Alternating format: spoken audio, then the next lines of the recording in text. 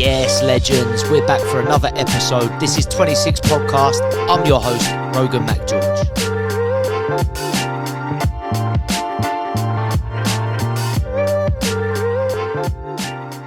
Welcome to 26 Podcast. Today, I've got a man with me you wouldn't want to mess with. It's Matty Myers, the MMA fighter. How are you, Matty? I'm good, mate. Thank you for having me. Nah, thank you for making the effort on Friday evening to come and see me, mate.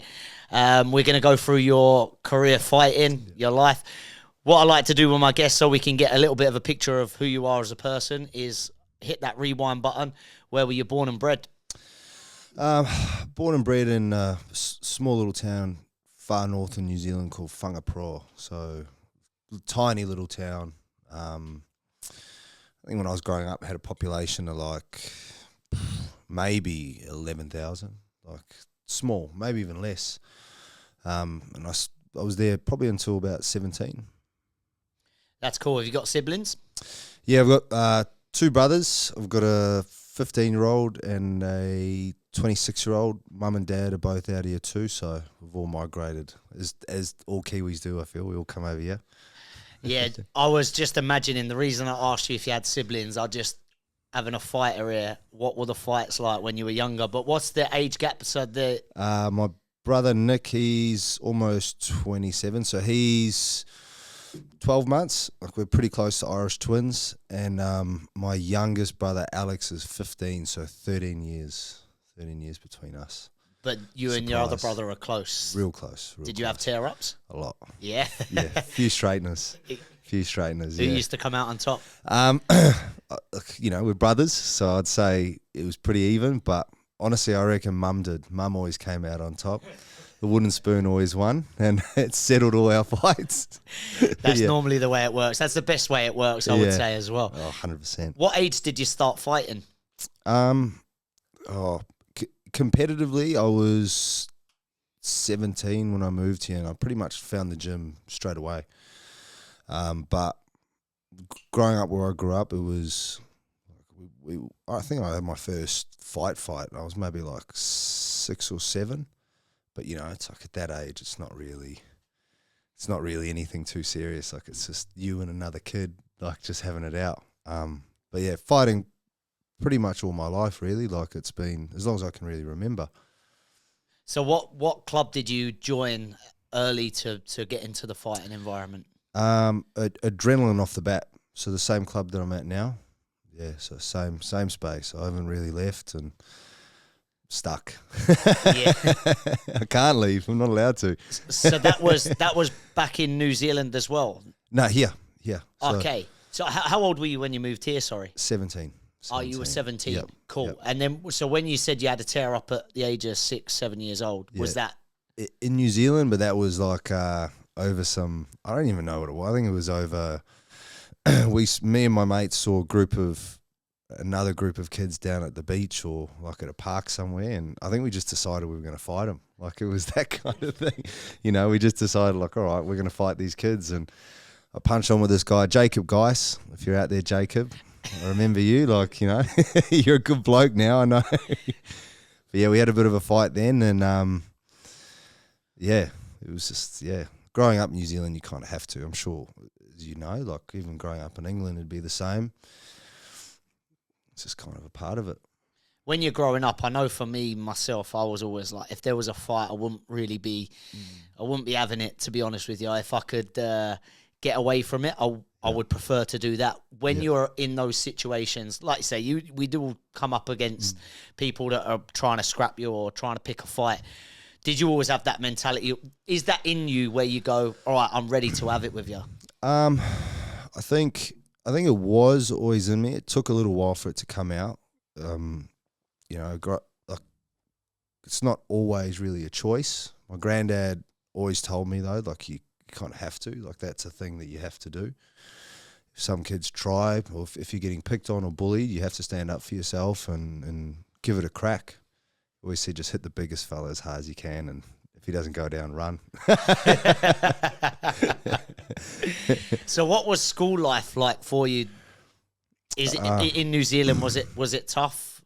Yeah, personally, like I don't think for everyone it was, but personally for me, early years it wasn't easy. I didn't have a lot of friends, and I was sort of like a bit of a lonely kid. You know, some would say I was bullied, but I don't really see it too much as bullying. More or less of just kids being kids. Kids don't know what they're doing.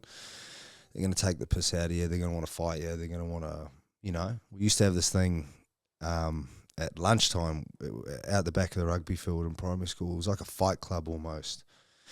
But, you know, for most kids, especially a lot of the Pacific Island boys, it was like a lot of fun because they're real big fellas. But for me, it wasn't too fun, you know. It was something that we were kind of forced to do, and, yeah, just did it. They're just organised scraps, yeah. Yes, sort of. It was more or less just guys.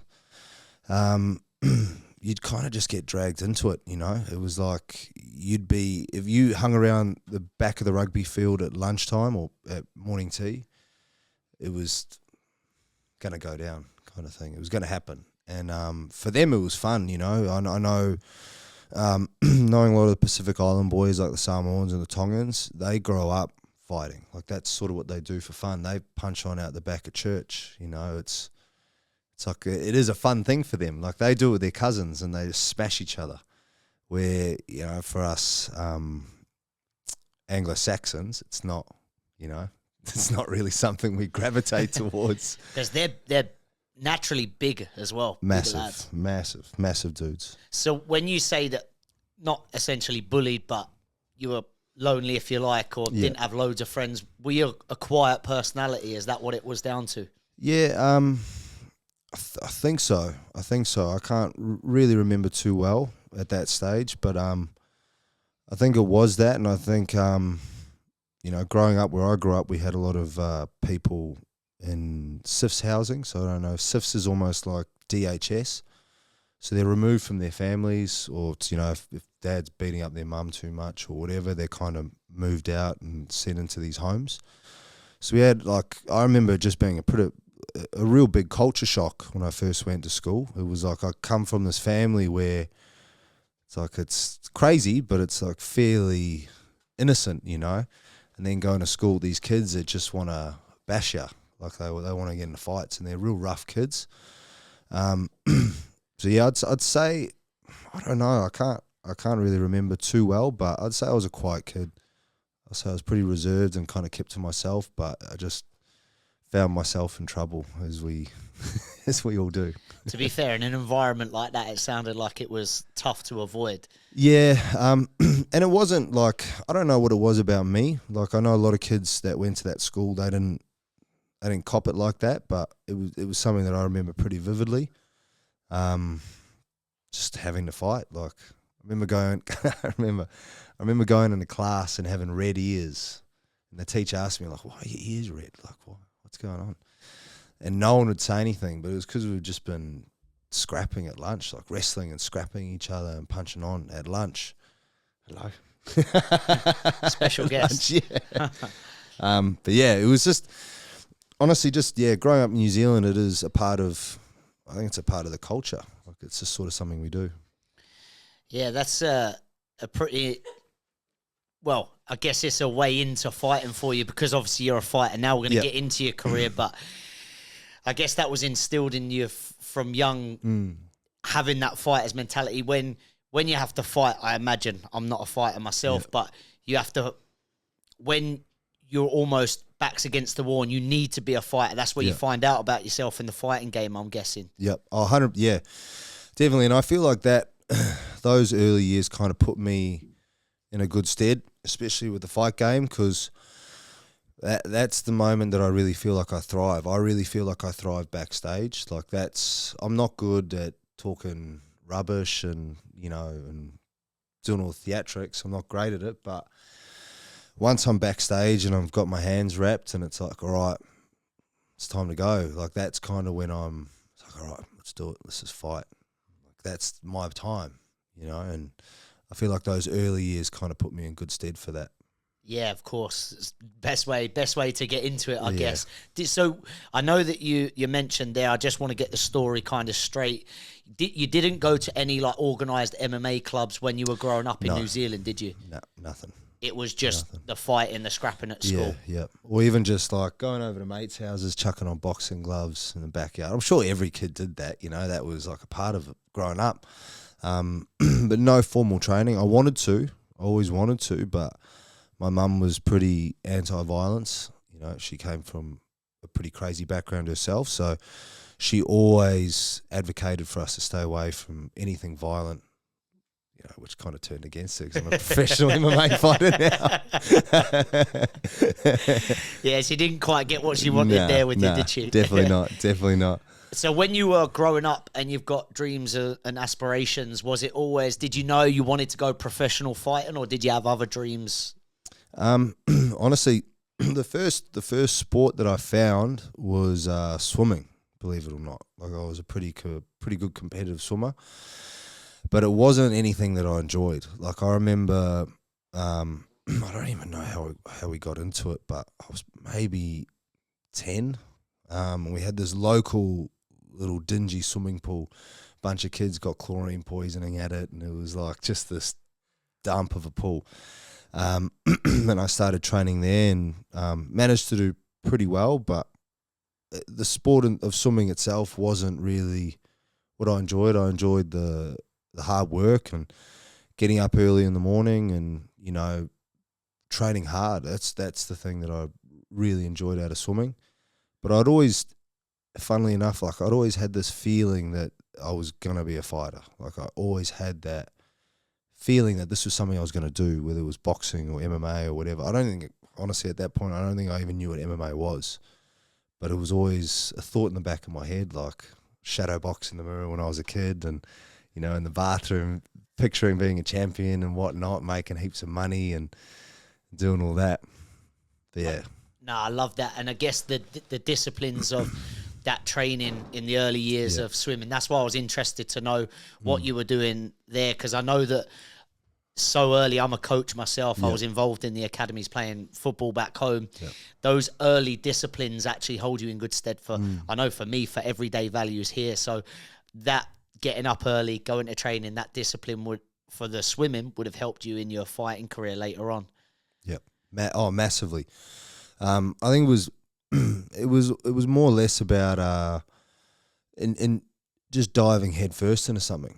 Like, whether it be swimming or whatever I was doing at that age, I was going all in. Like, it wasn't a half commitment, you know. And I know that for me personally too, coaching kids, that's the hardest thing, trying to get that into these kids' heads. Like, look, you can be something because of the sport. But I think being in Melbourne, and especially being around here and you know, closer to the city, a lot of these kids, they're not really hungry to be anything. You know, where growing up, I was always kind of hungry to be something and be someone. So I jumped into it hard. Yeah, it is important, and I have the same thing. So it's interesting. You're from a different sport, but kind of experience the same thing. I feel like I'm trying to fight that battle, but get that message across myself, is that if you really want to be something, and we're talking about actually being something, there's a whole heap of sacrifice and a whole heap of commitment that comes with it, which we're going to get into with the fighting career, because I look at football players and I look at sacrifices they have to make, and there's a lot. But I look at the fighting game, even just the documentaries that I watch on TV, and it goes to a different level as a fighter for me. When you were at school, just before we move on, what was the best scrap you had at school? Ooh. I can't say that I won many school fights, if I'm honest with you. I can't say that I won any. Like, I don't think anyone really did, you know. Like, it wasn't fights that you win, but I do remember one where at the back of the Wood Tech area, and I think he might have been older or something. And we had it out pretty hard. It was like a good fight, but again, like I feel like those school fights and those street fights are broken up pretty quickly. Like, they don't go very long. You kind of make your point. Like, as long as you don't back down, it's kind of okay. You know, where I'm from, as long as you don't back down, then it's fine. But full disclosure, I got my ass kicked a million times, like at school and at home. You know, I definitely wasn't like this great champion street fighter. Like I got my ass handed to me. You need that though, don't you? 100%. I'm just imagining as you're talking there going, yeah, I reckon I could do that. It'd be my luck. I go, right, stand up for myself, look tough. Yeah. It'll be broken up in 10 seconds Yeah. or even less, 3 seconds. I'll go diving in, getting pummeled, thinking no one's breaking this up. Yeah. Oh, it's not as romantic as people make it out to be. Like, it's not this cool thing. It's like, fuck, I gotta fight this guy. Fuck, I gotta do it. Like, I gotta go. I gotta give it a crack. Like, otherwise, if you don't, you're labelled. You know, you've dropped it. Like, that's what everyone would say back home. Like, you've dropped your sack. Like, you gotta. Then everyone's gonna call you that. Then everyone's gonna start trying to have a go at you because they want to be seen as tough. You know, and you're gonna get taken the piss out of. So, you've got to stand up for yourself.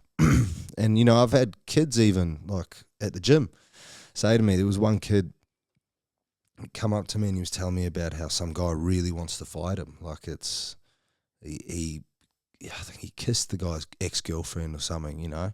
They're not friends or anything, but he did that and he came up to me so concerned. And he's maybe 16, 17. He comes up and he goes, mate, what do I do? Like, what am I meant to do? I was like, well, it's pretty self-explanatory, isn't it? Like, give it a go. Like, at least give it a go. If you get your ass kicked, you get your ass kicked. You get up and you dust yourself off and come back to the gym, train some more, get better, you know, build yourself up. So he wanted to just fight with him out on the street because he kissed. No, so this this kid at the gym, he kissed some bloke's ex-girlfriend, and apparently this guy now was trying to fight him, like really wanted to fight him. And this kid came up to me as though it was like, and it was funny to me because he came up to me as though it was some kind of question, like he didn't really know what to do. To me, it wasn't trivial at all. It's like, just fight, like, you know, you get your ass kicked, you get your ass kicked. It is what it is. You just move on, you know. I can imagine that for you, obviously, is just go fight, but for some people it'd be quite daunting. This kid I obviously don't know him, but might not have been in a fight in his life. That is quite a daunting thing as well. Yeah, and that honestly, that blows my mind. Like, I don't know how you, I don't know how you can do it. How you can not know. You know, because it's a lot of questions are answered in a fight. Like you get to answer a lot of questions about yourself, that the questions that you wouldn't even ask yourself. You know, you get to answer those. Like, okay, can I take a punch? Am I going to keep fighting? Am I going to give up? Am I tough? Am I, you know, all these things like that. You get to know a definitive answer from a fight. You find out a lot about yourself. Like, you hear people talking about nowadays, especially crystals, and I don't know if he's into crystals and all that, but no offense, but yeah. But people talk about crystals, and they talk about all this, like, you know, going on yoga trips and Bikram yoga and all this bullshit, like all these spiritual experiences. I truly believe, is like, for me personally, the biggest spiritual experiences I've ever had have been in a cage.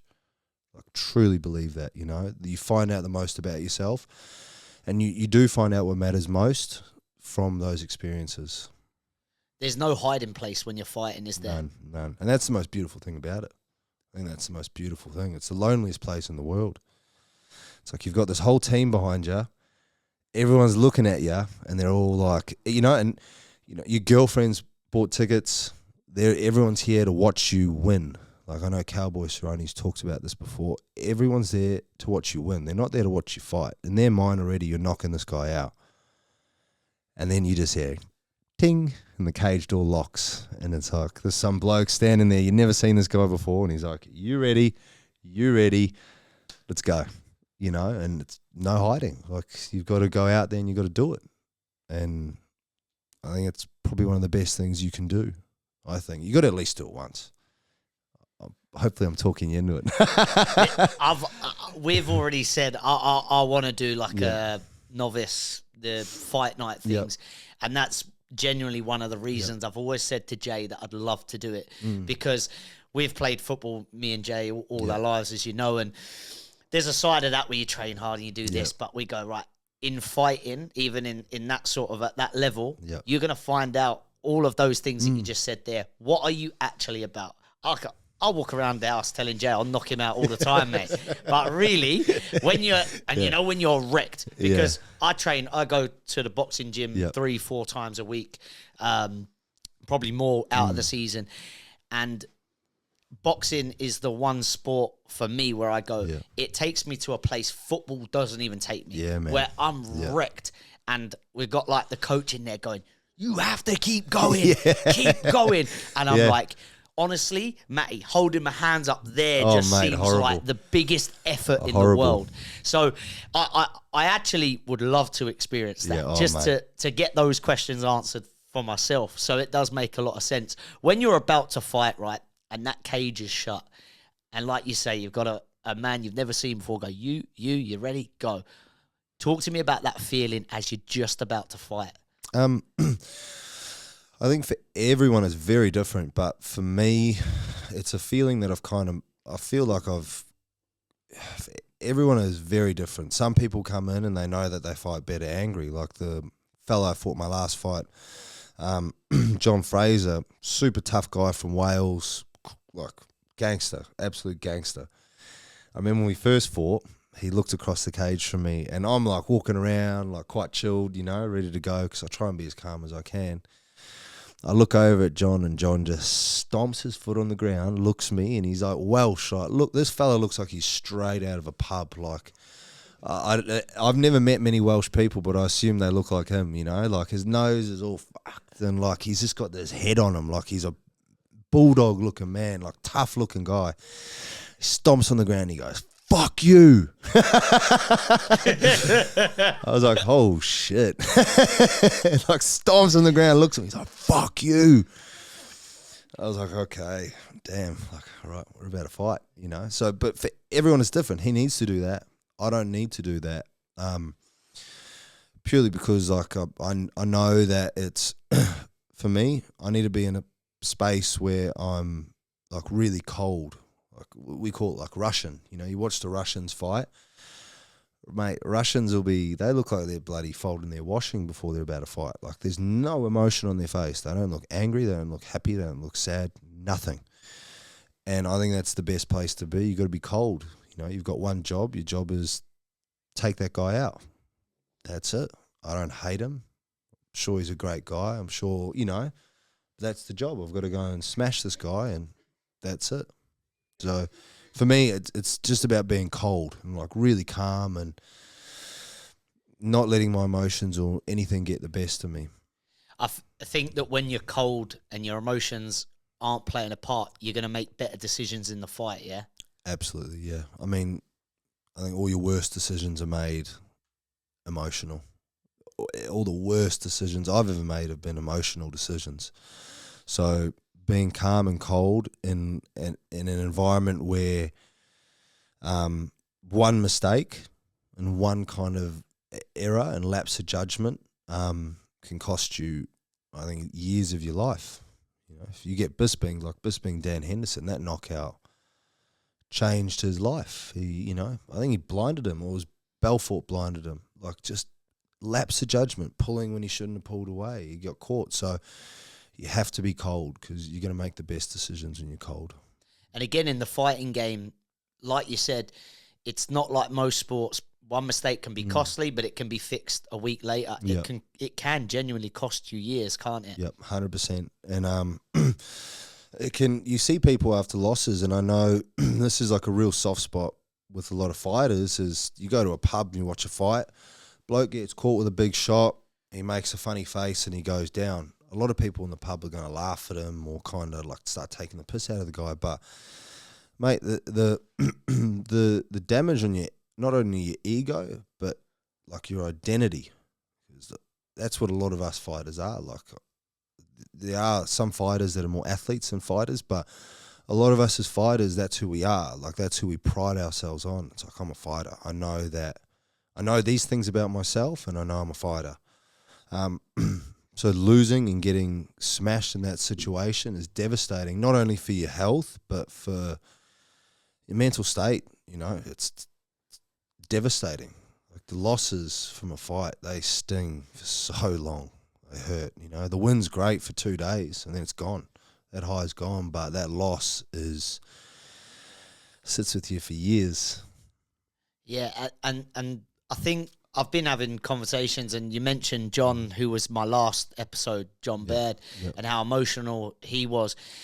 It's with sports people, it is your identity of who you are, and it's really intriguing to hear. I didn't ever overly think of it like that for fighters. That sits with you for so long, because in the fighting game, once you've had that fight, you've got to wait a long time before that can be fixed. Again, I go back to football because that's what we know. Yep. A couple of days later, you could fix it because you've got another game coming. So Yep. that's really intriguing to know that. Again, the way that you put it there, Matty, where you're sitting in the pub, it's all a laugh and a joke, it's a meme, it's a TikTok, it's a this, it's a that. Actually, that guy, his identity, what he's trained for heaps of time, and then when's he next going to be able to fix that loss? Ego death to the max. Use the like, whoa. Like, this is what I thought I was. I thought I was this guy, and all that carpet's just pulled out from under your feet. How do you recover from a loss? Is the best way to just get back training, or do you have a bit of time? Yeah. What's the process after a loss? I think definitely get back training, straight back to the gym. If you're healthy, straight back to the gym. But everyone's got their own coping mechanisms. I don't think the coping mechanism is getting out on the piss and getting smashed. I don't, that doesn't help anyone. I know a lot of guys make excuses. That's huge in the fight game. Excuses is big. You hear it all the time, and it's so rubbish. It's like, oh, I didn't feel right tonight. I felt really off and all that. It's like, well, that doesn't matter. You still lost. So I think being honest with yourself, getting back in the gym, being honest and being like, okay, he was better than me this night, and he beat me because of X, Y, and Z, opposed to making those excuses and kind of, like we said, ego death. It's like that ego dies. You've got to accept it. You've got to go, okay, he beat me. Why did he beat me? How can I get better? How can I come back and avenge this? Because I don't want to be remembered for that. That was abysmal. I'm just super disappointed in that. So how can I come back and fix that? Where the guys that go and make those excuses, they're not actually, their ego's not actually dying. Like, it's still kind of there, and it doesn't work. You're not going to succeed in the long run, I don't think. Yeah, interesting points, and definitely relatable to just facing up to your to what went wrong and being able to fix it and overcome it. We are going to try and get back on the timeline. I know I took you off it a little bit. We went off on a tangent, but when you moved here, what was your first experiences going to a gym? So my first experience, Adrenaline, the gym that Jay and I train at, we were, it was above, I don't know if you know, Aussie Disposals on Nepean Highway just before Southland. Like, there's that, it just looks like a camping store. We were above that in this little spot. I walked up there, and I just remember thinking, like, fuck, this is the coolest thing in the world. Like, there's like people punching on over there. There's people wrestling over there. Like, this is cool. This is really cool. And I think more than ever, it was like being around other men that at that time I was like very much still a boy. I was 17, but I was like still a kid. Being around people like that and people that I admired was like a really cool thing. Like, I walked in there, and I don't know, there's like a little bit of fear, and a little bit of anxiousness, but I feel like that really draws you back. It's like, oh, this is scary, and this is kind of like, it's interesting though. Like, you want to be there more. That's interesting. I have that feeling when I went into the boxing gym, and I had just wanted to go there to get fit, and I had that little feeling, so I can't imagine what it was like. Did you make a decision and go, I want to learn MMA? Or did you just see it and go, right, I've been fighting from my days in New Zealand growing up. I want to go and do it, more seriously. What was your thought process, or was it just go in and see what happens? It was, go and more or less go in and see what happens. My mum actually, it was a funny story. My mum actually worked at the doctor's clinic down the road. It was a bulk billing place. She worked there as a receptionist, and my head coach, Chris, came in. When I was 17, we'd just moved here. I was hanging out with like a not so great crowd of other Kiwis that I kind of knew in a way. Like I was, okay, we're Kiwis, we'll hang out with each other. But they weren't any good. They were up to no good and just not a good crowd. So my mum met Chris. He came into the gym. He'd been wrestling with one of the young boys who was, I think he was a teen. And this kid accidentally headbutted him and split him open, like big cut over his eye, and he was pissing out blood, like it was everywhere, bad cut. And he walked in, seen my mum, and was just like super polite, super respectful, just like my mum was blown away. She's like, she's used to, you know, bulk billing, she's used to dealing with junkies, she's used to dealing with just whiny people, really, like, you know. And this guy walks in with cauliflower ears and like a real mean looking face, and he's got this massive cut over his eye, and he was like the biggest gentleman to her, and like, you know, really respectful and patient and kind. And she thought, like, my son needs to be around someone like that. And that's how I found the gym. Like, I didn't look at it, or I didn't think I want to do this. It was more or less as that. Mum said, I'll, you know, go and give it a go. I'll pay for your first month. And then after that, you need to sort it out yourself. And 10 years later, here I am, or 11 years later, here I am. and it's often the way, isn't it, that people that don't need to prove anything are the ones that are polite, got, you know, manners and stuff. So you're in there training. How did it go when you first started? Did you find it tough to learn, or were you a natural at it? How did it go for you? I honestly don't think I was a natural. I think I was pretty rubbish. Like, it was, I don't think I was good at it at all. Like I alluded to before, like I got my ass kicked in most of my school fights. So like, I think I was just tough. Like, that's all I really was. That's all I had going for me. So it was, yeah, it was hard. Like, I got my ass kicked. I think I sparred Saturday sparrings are like the big sparring where everyone turns up. And my first week I rocked up to that and I got bashed, mate. Like, got my ass kicked. Jumping in, and it was different back then. Like, back then we didn't look after people as much, and I'm a bigger guy, so you know, I was like a 90 kilo 17-year-old. Like, I'm just kidding. So all these boys that are like 70 kilos, 66, they all fight at that weight. They maybe walk around like 80 kilos. They're like seeing me like, oh, this isn't a kid. Like, this is a big, like a man. And they just gave me hidings, mate. Like, I just remember I never felt that sore after a session that first Saturday. Like, I was bad. Respect for you to keeping it up. I mean, by the sounds of it, at this point, you're 17 and haven't won a fight yet, nah. and you're still going back. Did you? On a serious note, you've gone there on the Saturday. You've been bashed. What's your mentality? You going, I'm going to get to a point where I'm bashing people. I think it was more just like, fuck, this is cool, man. Like, this is sweet. Like, I've always liked a fight. Like, win or lose, it's obviously, if you're a kid at school and you get into a fight at school, it's not really, doesn't feel as bad as that, you know, as a 5-minute round with a professional or like a good amateur fighter. It doesn't feel that bad. So the feeling was so foreign to me. Like, it was like, whoa, like, this is what someone can do to me. Like, I think it was more or less the feeling of vulnerability. Like, wow, like I'm really vulnerable. Like, I'm not as, I always knew I was tough, but I was like, I'm actually not that tough. Like, I'm very easy to kill. So I just got obsessed with it. Like, I was like, I need to learn this. Like, I really need to learn it. I wasn't thinking about fighting. I wasn't thinking about making it a job or pursuing the UFC. I don't think I even knew what the UFC was at that point. So it was more or less just a passion. I fell in love with it, and I wanted to get good at it. That's probably a good way of looking at it, isn't it? That you've not got no, I'm going to fight, I'm going to do this. You were just actually learning the sport. Yep. A lot to be said for that. Yeah, and I just loved it. I just thought it was unbelievable. Like, this, you know, you know, going to a boxing gym, it's like this veil gets lifted. You're like, whoa, like, I'm fucking nothing, you know? Like, this is crazy.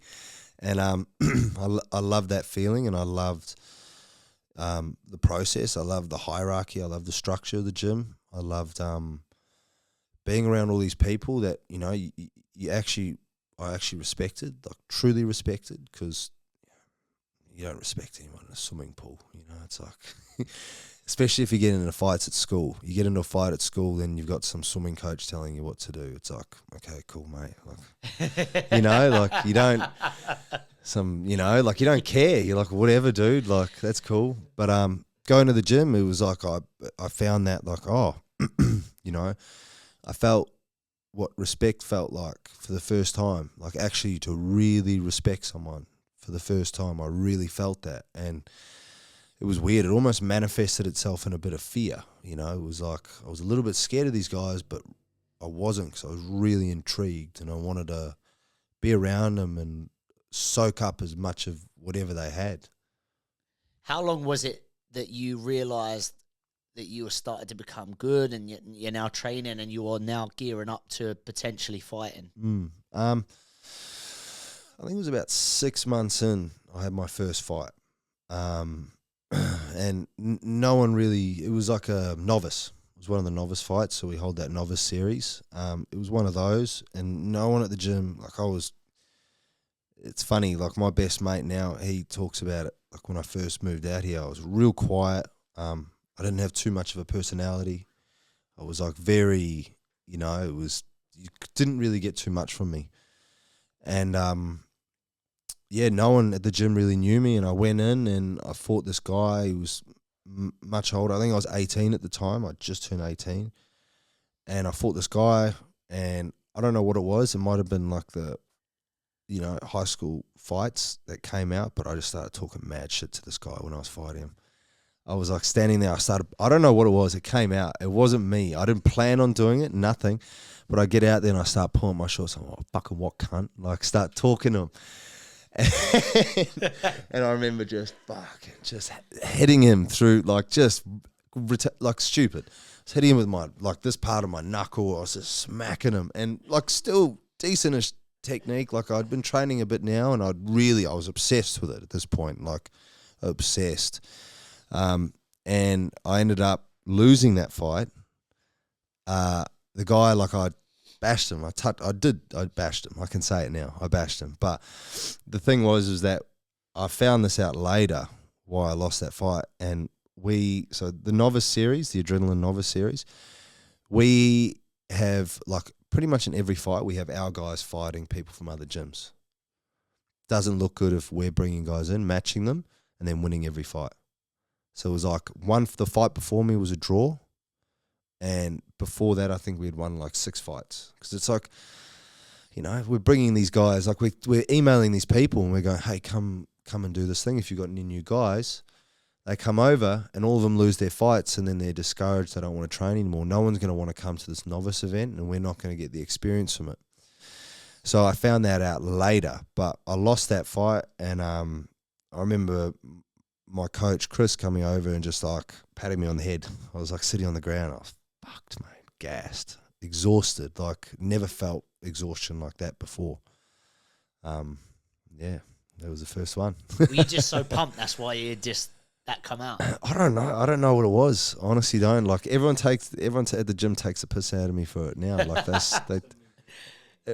was, I was like, fucking what? I was I had this long curly hair too. I had long curls. I had this mop haircut. And I was just taunting this guy, and this poor guy, he's never fought before, and he's got this kid staring at him, fucking what, And I remember looking in the corner, and I remember seeing Chris, and Chris looked at me and he goes, just calm it down. Chris is just calm down, mate, calm down. I'm just imagining your opponent's trainer going, look, you're going against someone he hasn't fought either. He's got in there with you, you're growling at him, what the fuck?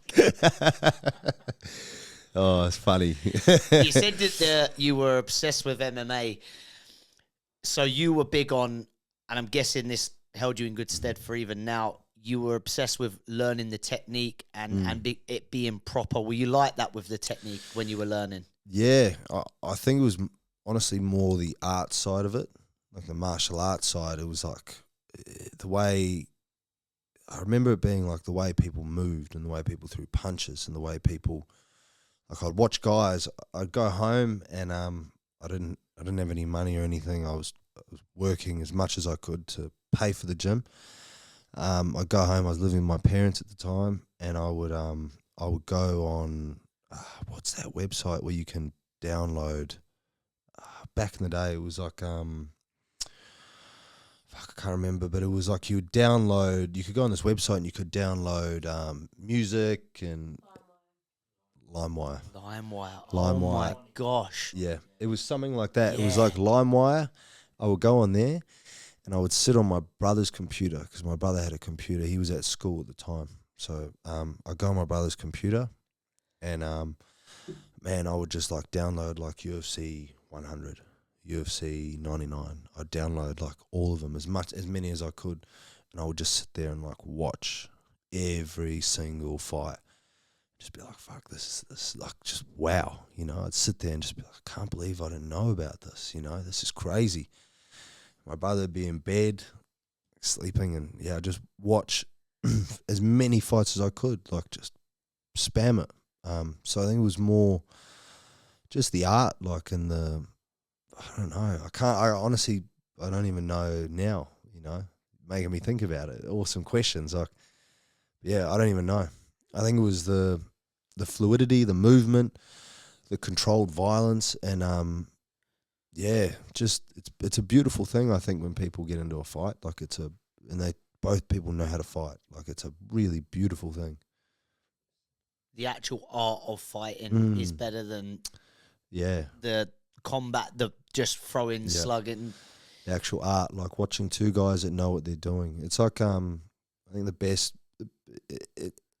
Yeah, people compare it to chess, and they like to liken it to chess, but there's no restart in chess. You know, like if you're moving chess pieces, you can't go, oh fuck, I'm gonna go back. Like you can't. You're moving and you're playing the game. You've already put yourself in a bad position to be countered. Where in fighting, it's like this crazy art where it's like a language. You know, you're speaking to each other essentially. I throw a jab at you, you slip your head to the inside. It's like, okay, now you've got this many options to throw off that jab. You've got this many counters you can hit me with. I feint, you move a certain way. It's like we're speaking to each other. You know, some people can speak a language fluently, some people can't. You know, some people speak English really well, some people don't. I love that way of thinking of it. I love that way of thinking of it. I really do. And it goes deep.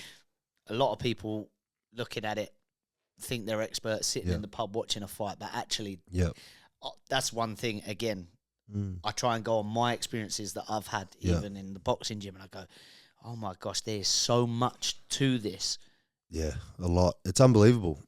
Even so, like, you can go out there and you can knock someone out in the first round, like quick knockout, boom, boom, done. I think my last amateur fight, I knocked the guy out in 42 seconds, and you're still exhausted.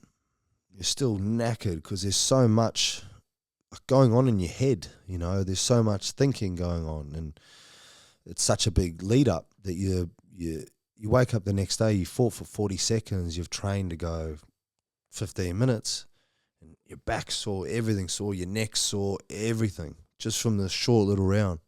Really, yeah. Yeah. It's a weird feeling. It's weird. Especially early on. Early on, your body kind of takes a little bit harder, but as you go on a bit more, you can kind of take it a bit better. How many novice fights did you have? I had two.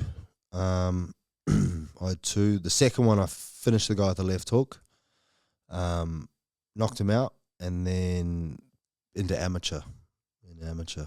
And how many amateur fights did you have? I think I might have had seven amateur fights. How did they go? Yeah, good. So I fought the first, I think it was my first three were like pretty handy, and like I did very well. Obviously the level of competition was pretty low, especially amateur scene back then. The amateur scene back then, mate, was like they might as well have been novices. You know, they might as well have been. Nowadays is a bit different. Nowadays you watch some of these amateurs and you're like, ooh, that kid's like that's you know, that's a good fighter. Like for an amateur, for someone who's not getting paid, he's a very good fighter, especially in Melbourne. First three were pretty easy, and then I fought a guy in my fourth amateur fight, Cody Barnwell. He was like, I don't think anyone wanted to fight him. I think that's why Chris made me fight him. Because, like, you know, promoters always do this. They always have a guy that, no, they're really struggling to match up with. They're really struggling to find a fight with. And Chris will always go, like, Matty will fight him. Matty will fight him. And I fought this guy. I think he'd had, like, 30-something amateur fights. He was in the IMMAF, which is, like, the amateur world champs for MMA. And we had a war, man. Like, we had a cracking fight. Like, we literally 9 minutes, we stood in front of each other and we just threw digs at each other. 9 minutes, I cut him. He had this massive cut over his eye. The next day, mate, I had lumps all over the back of my head, everywhere, like agony. I was buggered. And then I fought another guy, Kevin Jessette, who I later on went to fight as a pro. I froze up in that fight. He handled me pretty quickly, submitted me. And then I went on to win a few more and turn pro. When you said you froze up in that fight, what do you think that was down to? Was that in your amateur career? There were 7 fights. Yep. Where was he in that? Was he second to last? Second to last. Why do you think you froze up in that? I think a multitude of different reasons. I was again, like, it's no excuses. You know, he beat me on the day, but I was doing a bunch of other stuff at that time that was usually meant that I was up late at night, and you know, I wasn't really I was training really hard. I wasn't partying or anything, but I was involved in a world that was kind of getting me in a little bit of trouble. I was in like a weird in between spot, and yeah, I think I just had a few too many things on, and I've done it before, and as a professional, and usually what it is like you go out there and you do something once, you expect it to happen again. You know, it's like getting a hole in one or scoring a 3-pointer. It's like you do it and you do it a few times, you're like, it's going to happen. Like, I don't even really need to focus for this. Like, it's just going to happen. And then you go out there and you're like, fuck, didn't happen. Sport always has a way of biting you on the backside, then if you 100%. think that you're ahead of it, it will always pull you back and go, hang on 100%. A minute. You think it's easy. You're like, oh, I've done this a few times now. Like, I can do this easily. Nah. Good learning curve, though. Great learning curve. And that's why I think a lot of these guys should stay amateur for as long as they can. If you can stay amateur and keep making those mistakes as an amateur, it's only going to do you good as a professional. Do you feel like you were ready to go into the pro game when you did? James McBride was your first fight, yeah? Yep. Were you ready? Honestly, I don't think you feel ready. You know, you're like, fuck, is this the right thing to do? You know, because amateurs are very different. Like, I had my last amateur fight, we fought with 4-ounce gloves, the little gloves, and no shin guards. But all the rest of my amateur fights, we had big puffy, like that. I think they're 6s, so they're not that much bigger. Like, they're still quite small, but shin guards, and like, a lot of my amateur fights were during the day. They were same day weigh-ins, so you weigh in the morning and then you fight at like 12 o'clock. Where professionals, like 24-hour weigh-ins, you weigh in 24 hours before, then you've got to sit around, then, you know, you rock up to the venue, you've got to sign off with commissions, and you've got to do all these things. And especially Hex Fight Series, like, that to me was really big. Growing up and coming up, I watched a lot of my teammates fight on that and do really well, and they were all guys that I looked up to. So fighting on that for my first show, mate, I was shitting it. Buzzing to get the win, though. Oh yeah, I was happy with the win. I wasn't happy with the performance. I was annoyed at the performance because I let the moment get the best of me. It was terrifying. It's like, this thing's going to be around forever. This isn't fun anymore. It's not like, I had that in my head, like it wasn't a fun thing anymore. Yeah, it got the best of me.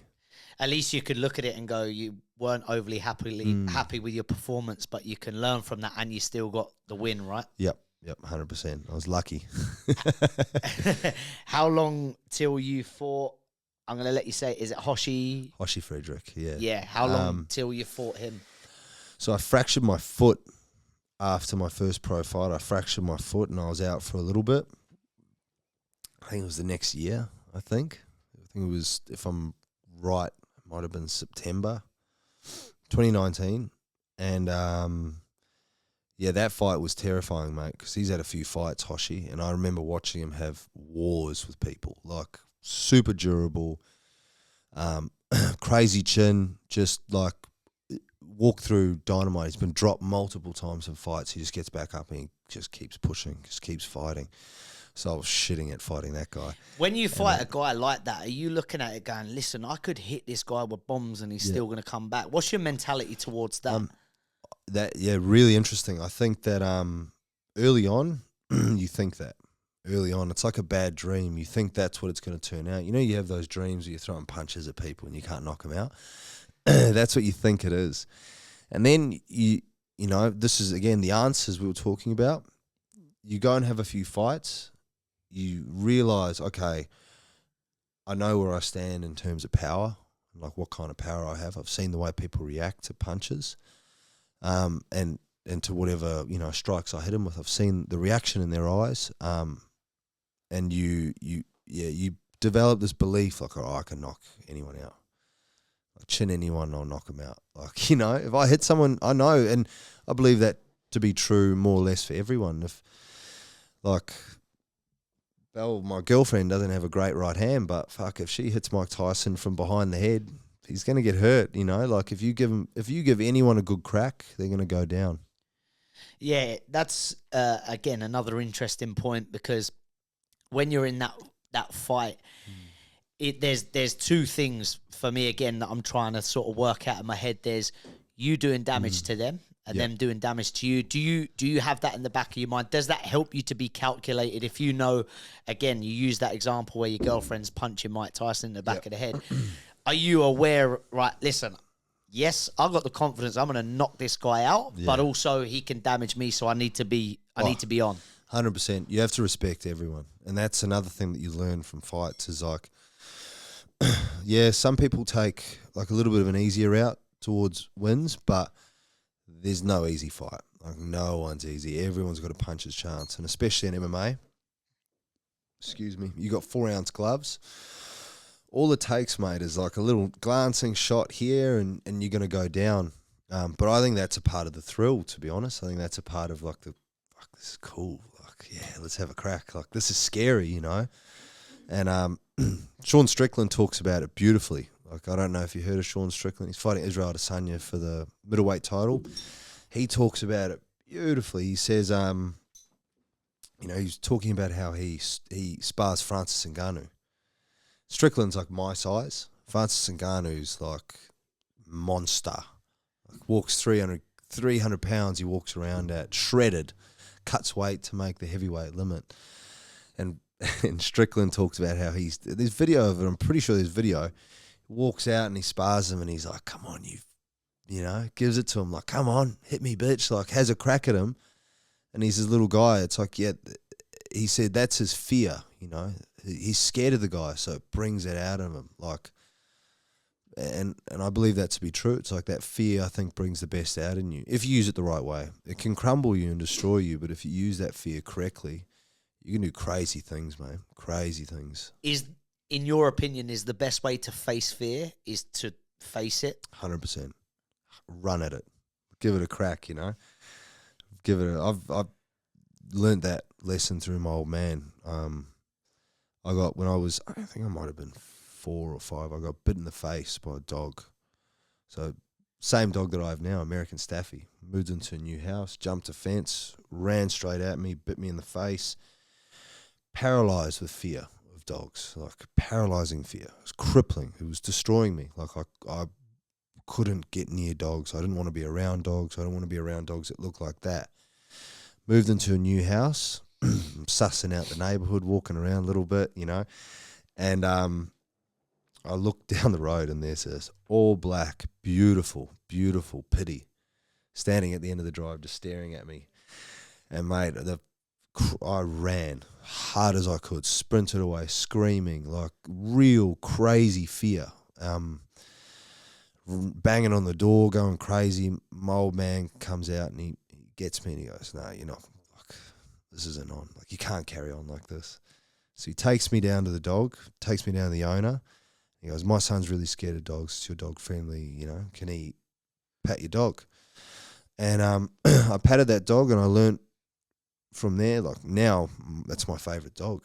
Those American Staffies and those pity breeds, they're my favourites. So I learnt then you can't run from it. Like you've got to face it head on. Otherwise it's going to haunt you forever.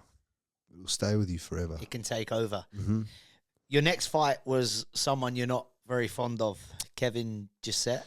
Yes. First and foremost, what was the fight like with him? I know you fought him in the amateur and you froze up a little bit. What was your fight like with him in the pro ranks? Pro ranks, we had a good fight.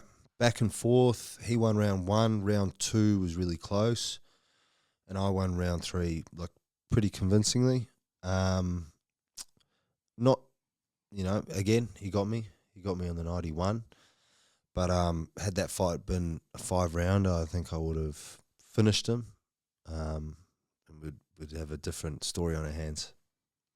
And then I believe that you wanted to run it again, didn't you? Yep. But he was... Yeah, he chose to fight a 40-year-old. That's what he did.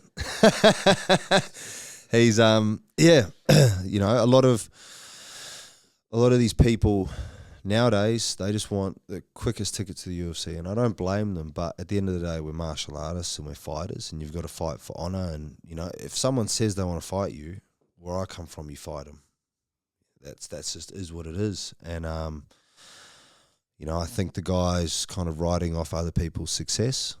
I think the guy's a gym hopper, which is, something I'm not a big fan of. You stay loyal to the people that got you there. You go home with the guy that took you to the dance. He's a gym slut.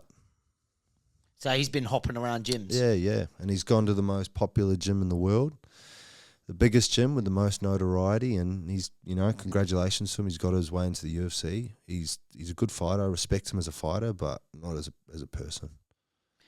When you're wanting to fight him, what are you doing to get that message to him? How does that work? Is that done through social media? Yeah, so I'm not much of a guy who calls people out, but it was just like ridiculous. Like we got offered him in February this year.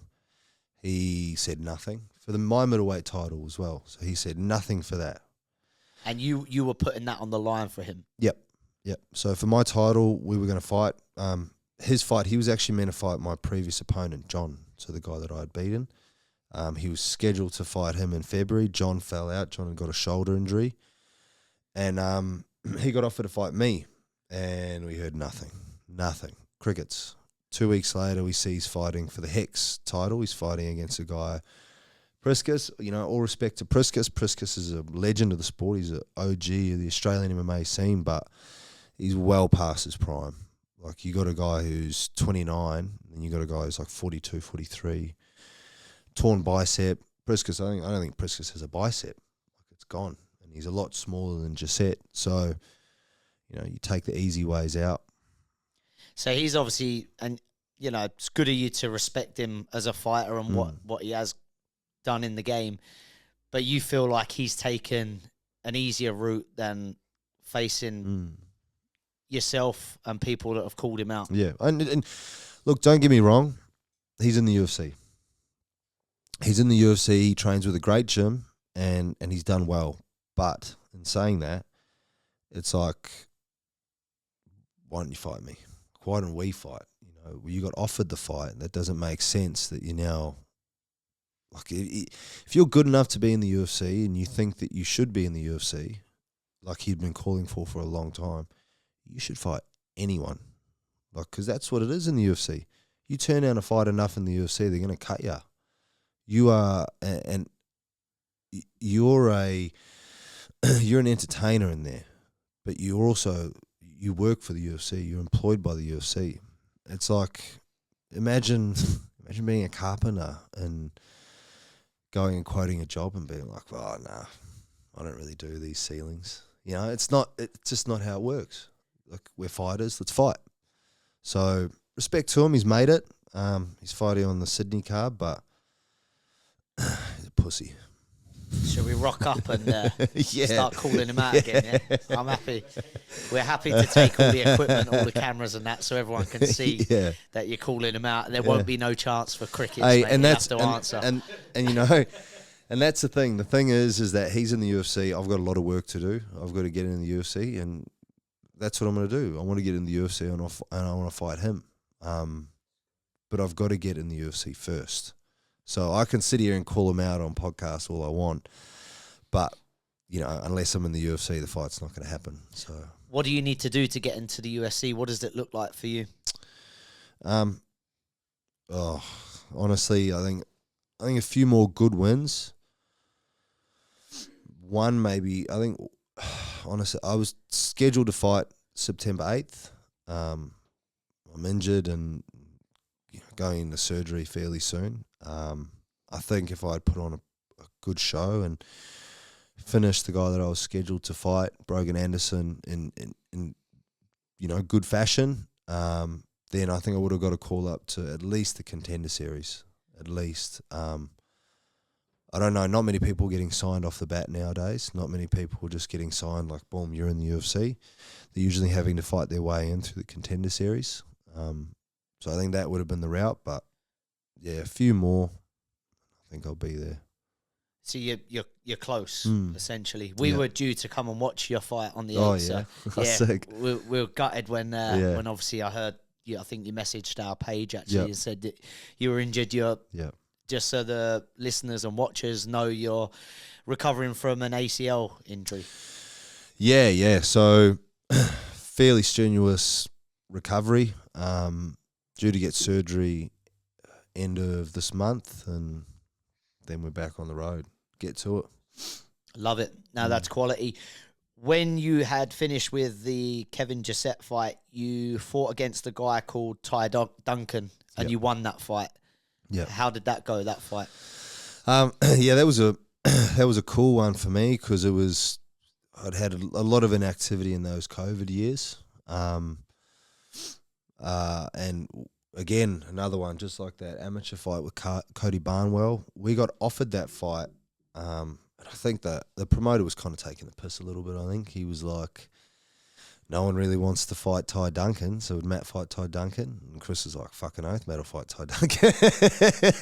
As always, Chris is getting me into fights, you know? You really are that guy that just fights the ones people don't want to fight. I'll do it, I'll fight him, but Chris, my coach, is the one always like, yes, Matty will fight him, yes. So go and fight him, Matty. But it's done me good. It's done me a lot of good. Yeah. That's brilliant. And then you had a couple of fights. You mentioned him earlier on the podcast, so I wanna go through it again because he sounds like a character and a bit of a fighter, John Fraser. The first fight you lost, but then you come back and beat him. Talk to me about those two fights. Yeah, honestly, a lot of people talk to me about that first fight, and they say that the reason I got the rematch was because it was on 8 days' notice. So he took the fight on really short notice. Excuse me. And in my opinion, I think I won the fight. He took me down. He controlled. First round, I definitely won pretty handily. Second round was close. Third round, I think that was really where I won the fight. He took me down and controlled the fight, but didn't really do anything. Like there was no damage done on his end, whereas on my end, he's got a pretty big, like a few big cuts from elbows underneath, and I was kind of constantly active, looking for things and cracking him with elbows. Like, mate, my elbow was like swollen, like massive. The next day I wanted massive.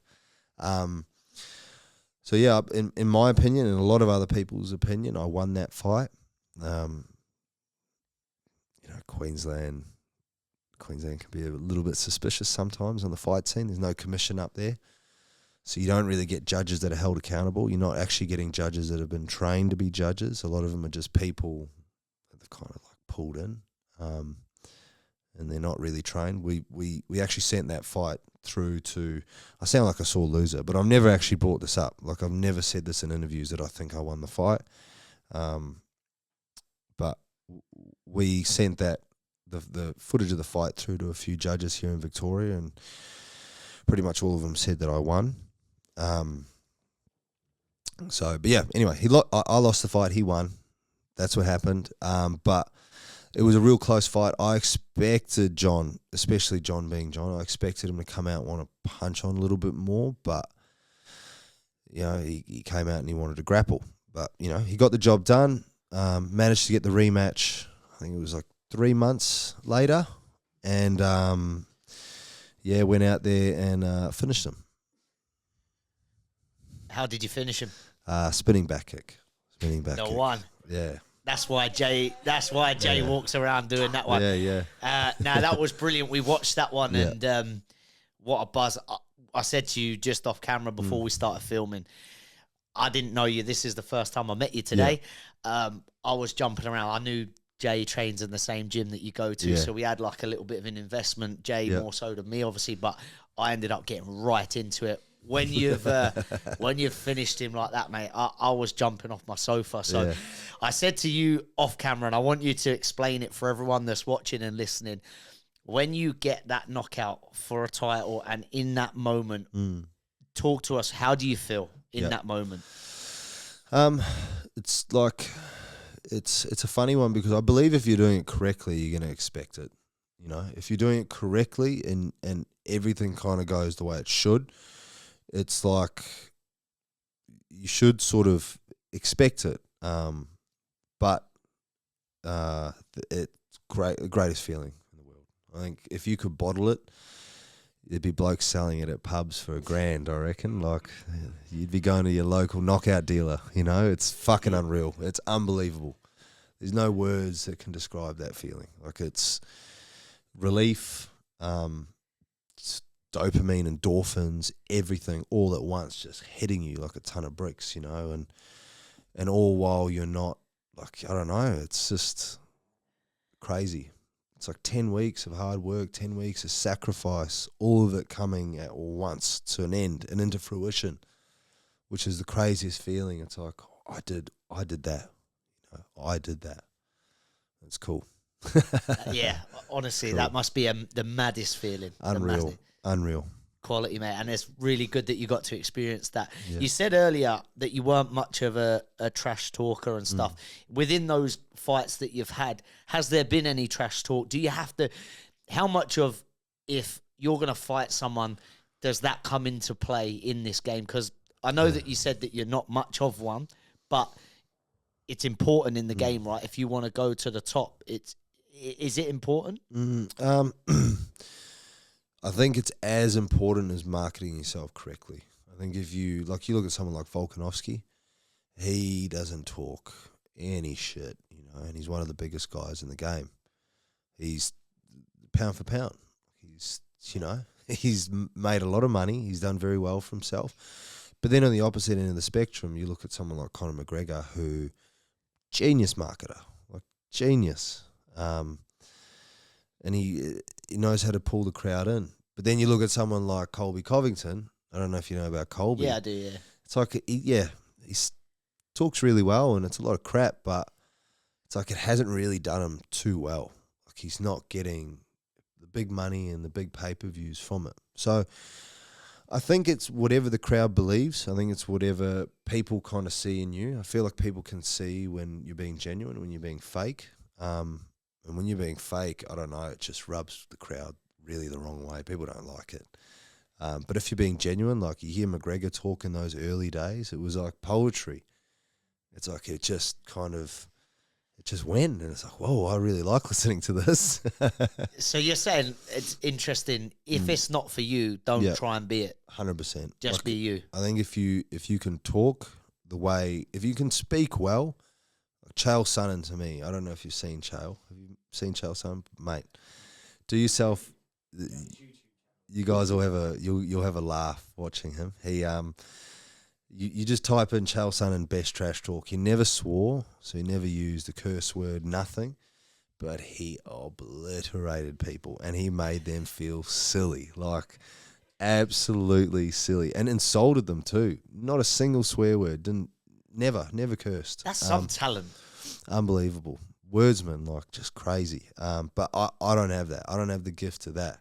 I I find when I'm, if I start trash talking with someone, I tend to go too far. Like, you know, I tend to go too far. Yeah, 100%. Yeah, it is. I go way too far. It's like any situations where I've had to, like I've got a mate, I don't know if you met Elliot before. I got a mate, Elliot, and he is unbelievable. Like he can just run circles around you with his mouth.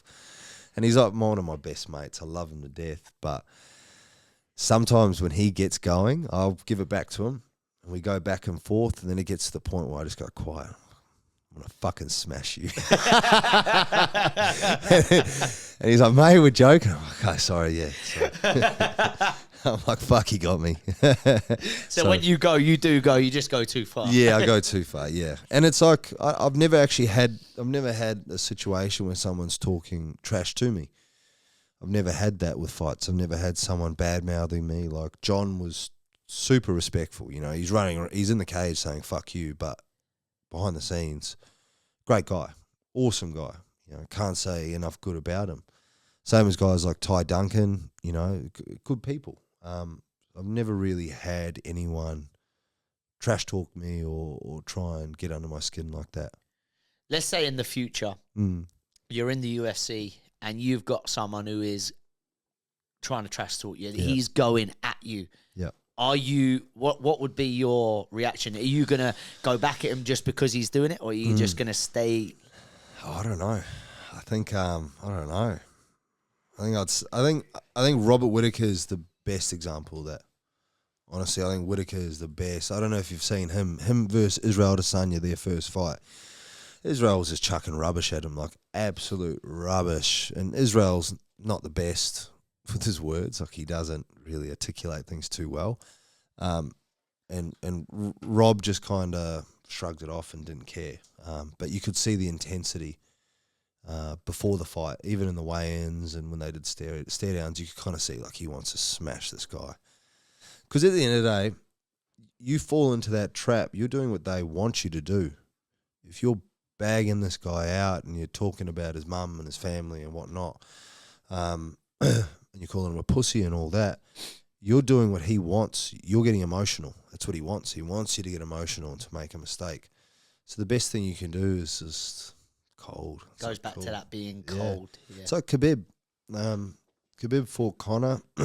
Conor, oof, that was brutal, you know. It was brutal trash talk. He crossed every line that there was to cross, didn't he? Family, religion, everything. And Khabib was angry. You could tell he was angry, but you could only tell he was angry after the fight, you know. And that's, I think, the way to be. Like, don't need to feed into it. Don't need to give in to what this guy's saying, but you're not going to be friends with the guy after the fight.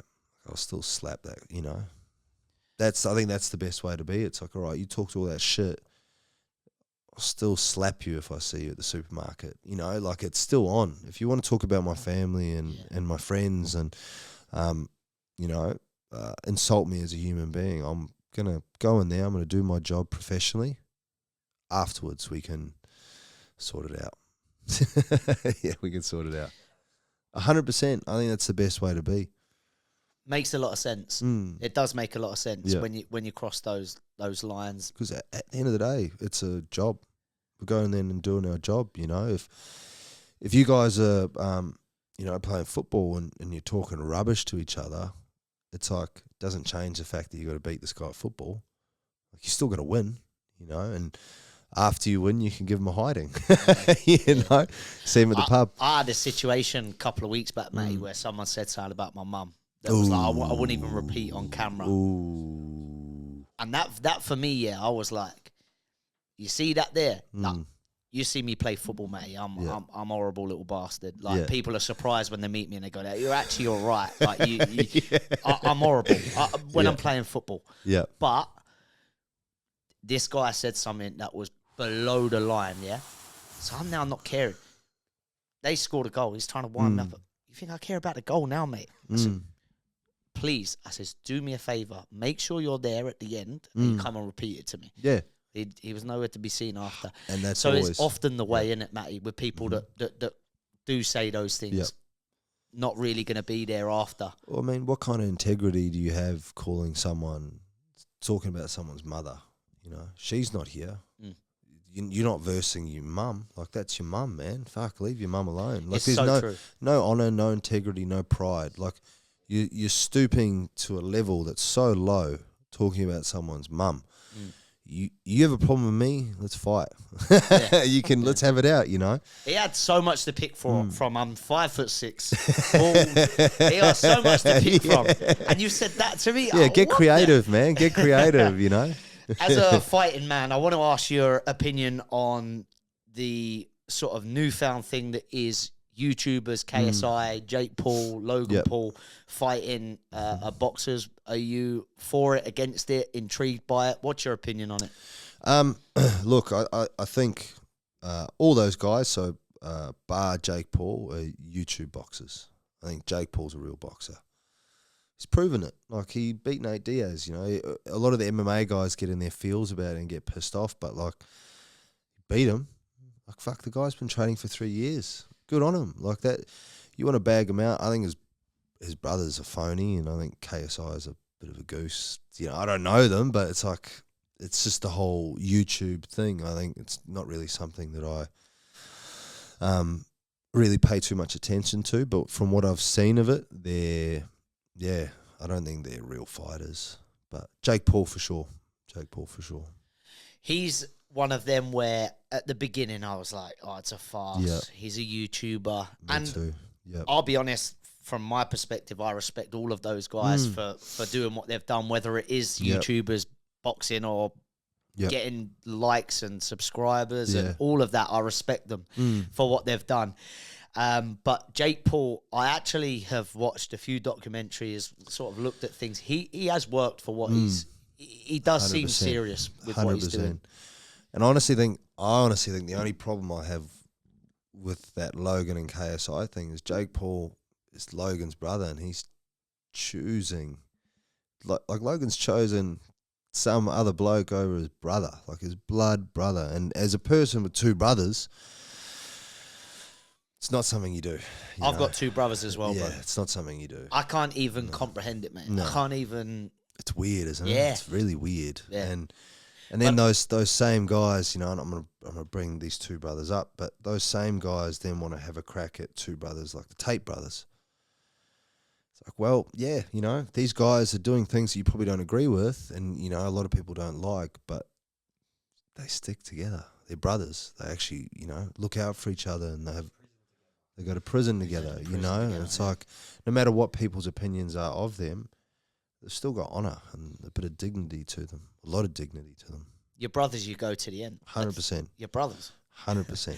Yeah, I find that strange too. Who are you thinking for the fight, Tommy Fury or KSI? Hope to God, Tommy Fury. Hope to God. Hope to God. I love a bit of Gypsy John too. I hope John jumps in. What do you make of him? And did you see him in the press conference? I love him so much, mate. I've been a massive fan of John Fury for a very long time. Have you? Yeah. Bell knows. I love John. Yeah. They're so good. I love them. I reckon they're wicked. I was watching I started watching the Fury thing on Netflix. Yeah. And have you seen where John's in the middle of a field? Yes. And that's what he likes. He likes being in the middle of the field, mate, with his dog. And you know what? How good? I was very, I don't know about this guy. And I watched that and I was like, I love this guy. Because where you guys are from, like I've seen a meme the other day on the internet, and it's like Europeans talking about racism, and you're all like having a conversation. And then it's like Europeans and they see a gypsy, and like everyone's just staring. it's like I've never understood it, you know. I've never understood, because I've been drinking with them here, you know. Like I bumped into a big group of Irish gypsies at Bridie O'Reilly's on Chapel Street. Yeah. Massive group of them, man, and they were wicked, like great guys. Yeah. I didn't know. I'm from New Zealand. I don't know anything about travellers or gypsies, and this one guy, like I'm going for a piss, and this guy walks in and he starts bagging out McGregor. And then this Irish gypsy, like I didn't know he was a gypsy, but this tiny little Irish guy pipes up and he starts going off at this bloke. Like, you fucking what you doing there, thing, going off. And I was like, far out, this guy's cool. So I ended up chatting to him, and he bought me a beer, and I was like, bloody oath, thanks, mate. Walked off, and as I walked off, I walked past this table and I look around, mate, and there's all these dudes that look the exact same. And I was like, what the heck? And they're like, oh, come on, we're Irish gypsies, like we're Irish travellers. And I ended up having like a big night with them, went to the strippers and everything. Like it was good fun.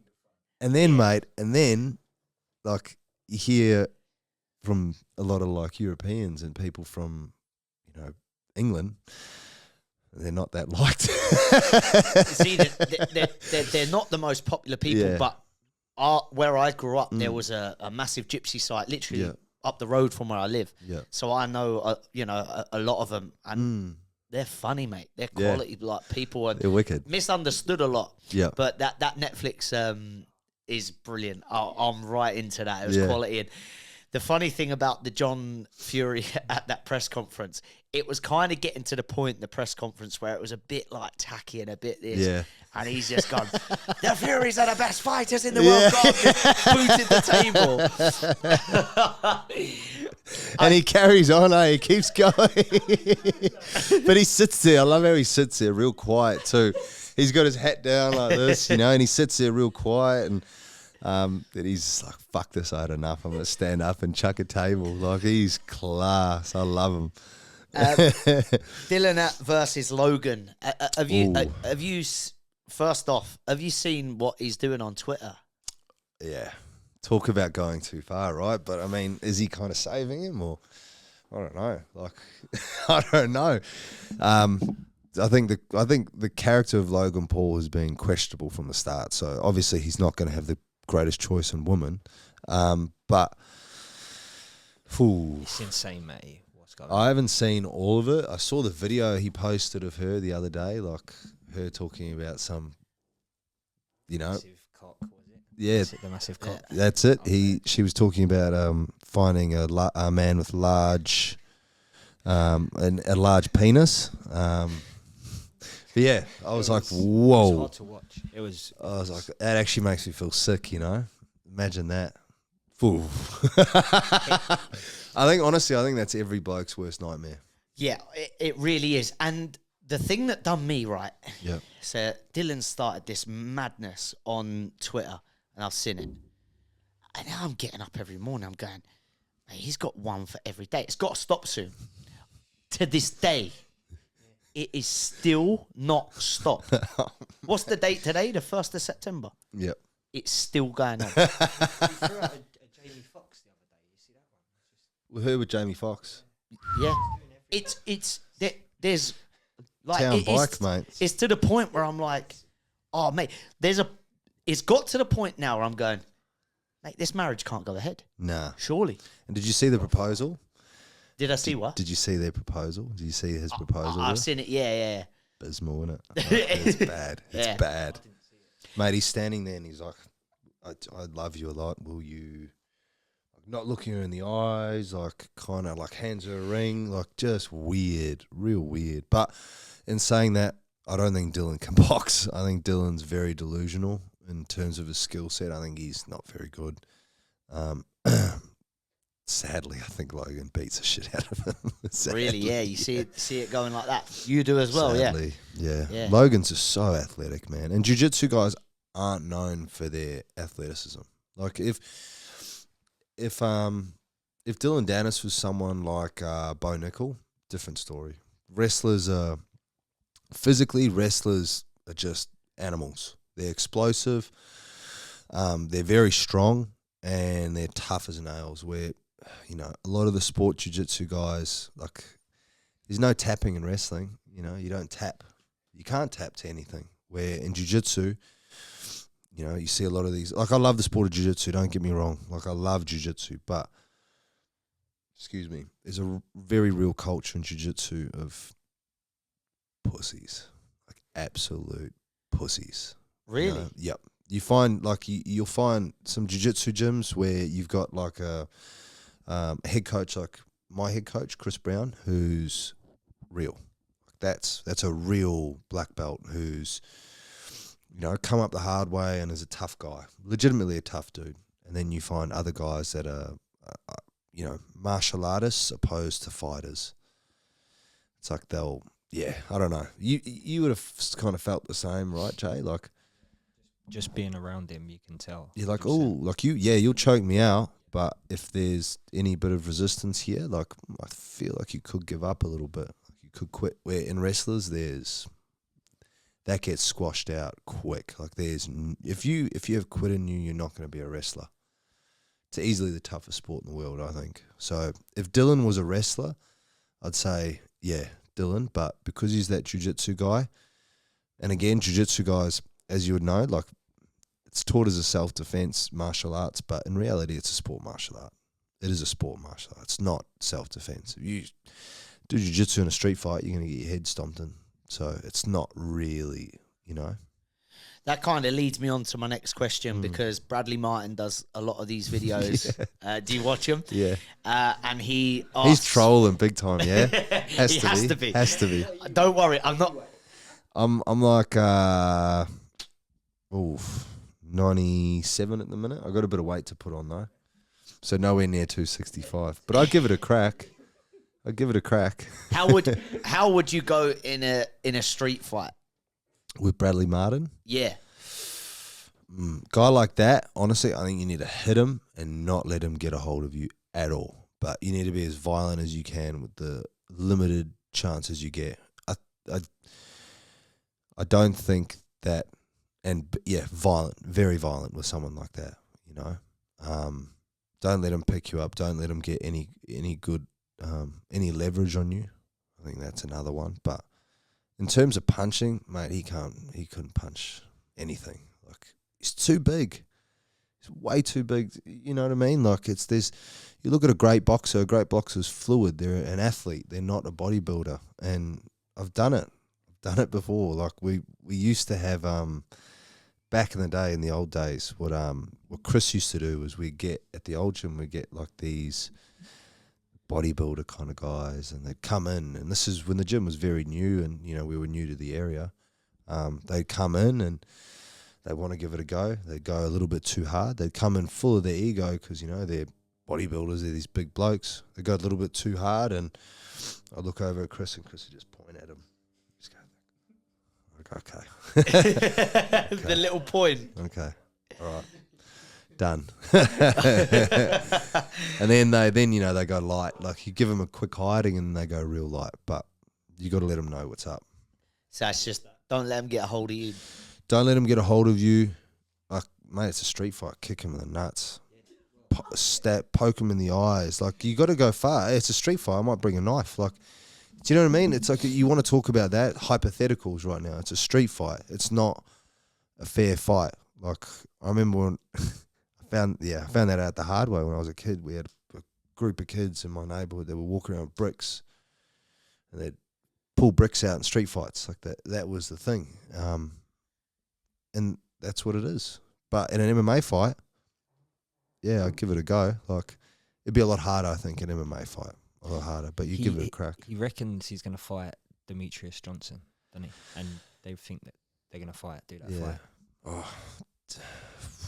Who knows? Size does matter, mate. Like, it definitely matters. But I think, I don't know. He's so much smaller. Like, if you could see Demetrius Johnson, he's 5'2", 5'3".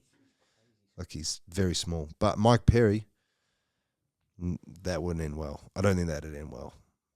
I know. Like, personally, I've seen my coach Chris spar heavyweights before, and yeah, the heavyweights are being respectful, but it's still very one-sided. If someone knows what they're doing and knows how to use their weight properly, no matter how heavy you are, you're not going to, like, no way Bradley Martin could bench press my coach off him. No way. Absolutely not. 100%, But yeah, it's a street fight. King hit him and get out of there. That's it. Yeah. That's it. Get out of there. You've spoke a little bit about your coach, Chris. Talk to me a bit about how he's helped you and what he means to you in your career. Yeah, oh man. Where do I start? A lot. Like he's so much.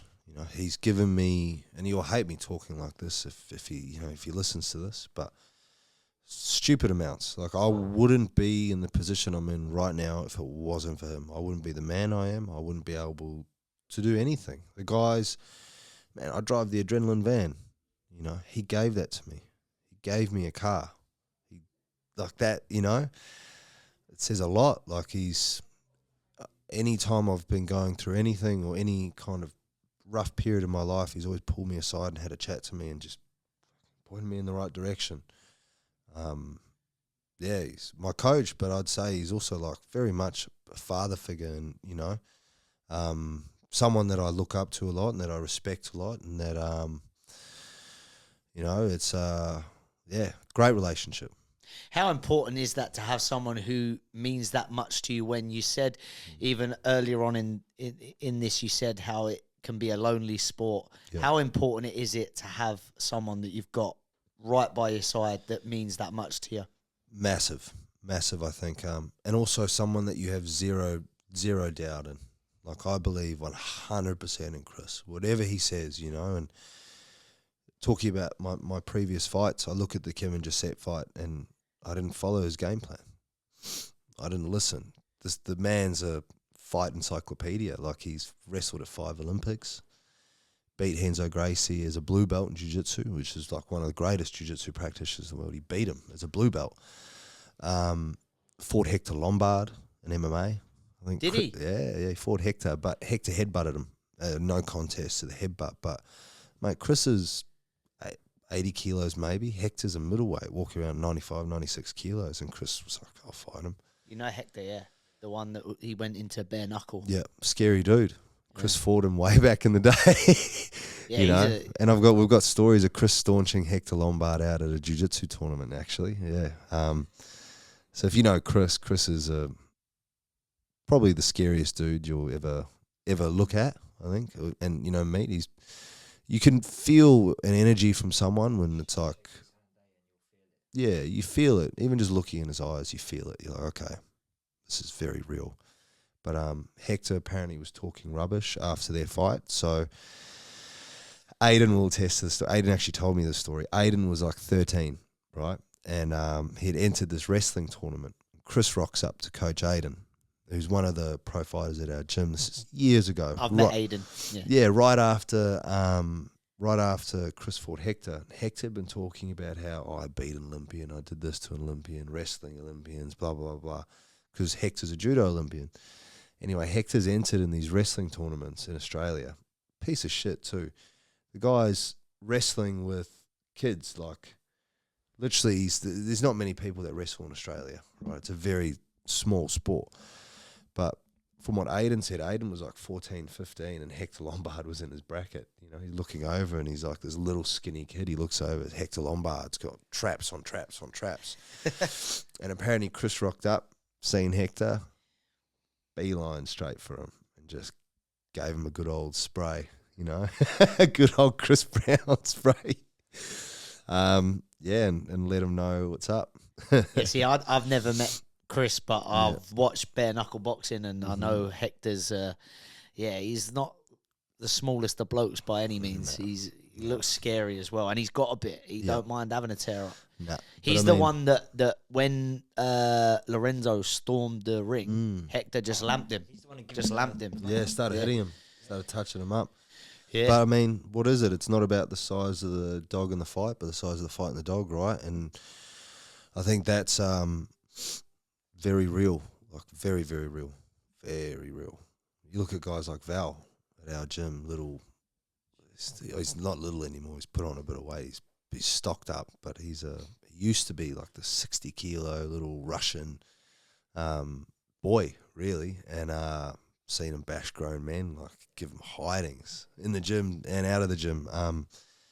So yeah, you can be as big as you want and scary looking as you want, but if you don't have that dog in you. We are going to wrap up soon, but I do want to talk about this guy very quickly and get your thoughts on him, because it kind of goes in line with the story where the coach went into your mum's place, the Bolt Billing, and was really dead polite, even though he looks like he's got, you know, the fighter's look. Yeah. Harry, that trains at your gym, he come down to where I work, which is at the football academy, and he come with all his mates. His mates were playing 7-a-side, and I remember seeing him. I was like, oh my gosh, this guy. And I was actually reffing the 7-a-side league, and his mates have subbed him on, right? Harry is bodying people like, there's still imprints in the wall, I swear, of where he's barging people into the wall. But I'm watching this guy and I'm going, he's not doing this maliciously. Anyways, my sort of boss, the guy who's running the leagues, has gone to me because I'm reffing. You got to tell that guy to calm down. I'm like, me telling him to calm down, mate. You seen this guy. And I've gone over, I've gone, mate. First off, I'm sorry, right? I'm sorry for coming over, but you've got to kind of calm down and stop barging people into the wall. He's like, oh, sorry, I didn't mean to. I was just playing. And I was like, all right, cool, sweet. Sweetheart, huh? And then I ended up talking to him after. I can't even tell you how nice of a guy he is. Oh, mate, best. Talk to me about him, because he's a legend, huh? Harry, Harry's, one of the boys, really. He's been there for a bit now, and I think he came over from soccer. I like to give him a bit of shit, Harry. I like to give it to him a little bit. Sometimes he needs to be brought down a peg, but man, what a talent. Honestly, what a talent. What a kid. What a great kid as well. Like, selfless. Will give anything to anything I need. If I need a hand with anything. I did my LCL at the start of the year, and Harry was like the first person. He knew we were moving house. First person to message me, Matty, I'll be there. What time do you need to be there? And was there any step of the way, you know. He's a sweetheart of a kid, like great dude, great guy, and a phenomenal talent, like a truly phenomenal talent. He's got a little bit of learning to do, and he's just had knee surgery, same surgery that I had. But that I'm going to have, sorry. But wicked kid. You need to speak to his mum. That's who you need to speak to. Sophia will tell you a few things about Harry. It's very funny. Very, very funny. Really? Oh, mate. We'll have to get Sophia onto the podcast. She was talking to us, and it was the best thing in the world. I love her. She's awesome, mate. Oh, she's the best. Oh, but I mean, Harry, great kid. Yeah. Phenomenal talent. And he can really take it as far as he wants. I think he needs to get brought down a peg, though. I'm joking, Harry. I'm joking, Harry. I love you, Harry, mate. I love you. Listen, I really appreciate you coming on the channel, mate. Taking your Friday night to come and see us. I've really, really enjoyed that story. Thank you, man. You've been phenomenal. And when you make the UFC, me and Jay want to be like the Nelk boys bowling around UFC with our camera. We'll be like, we're Matty's boys. Yeah. And, mate, we're going to be with you on the journey for sure. Fucking oath. All the best. Good luck with your operation.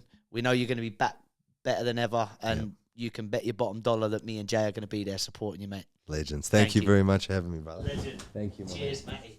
Right, legends, if you're at this point of the video, that means you're enjoying my content. So make sure that you hit the subscribe button, you hit the like button, and you hit the little notification bell so you don't miss any of my up-and-coming videos.